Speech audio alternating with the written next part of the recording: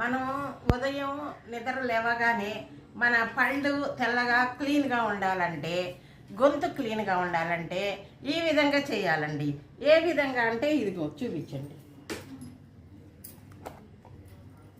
ఈ విధంగా paste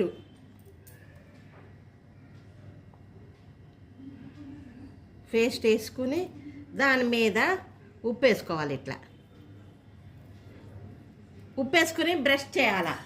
brush చేస్తే మన పళ్ళన్నీ కూడా క్లీన్గా అవుతాయి. ఎన్ని రోజులకి? 10 రోజులకు ఒకసారి పేస్ట్ వేసుకుని దాని మీద ఉప్పు వేసుకొని బ్రష్ చేసామనుకోండి, చాలా పళ్ళన్నీ క్లీన్గా ఉంటాయి. పళ్ళు నొప్పులు తగ్గుతుంది. పళ్ళల్లో ఏమన్నా కొంచెము ఏమన్నా ఇరుక్కునే ఉన్నా కూడా పోతుందండి. ఈ విధంగా చేయాలి.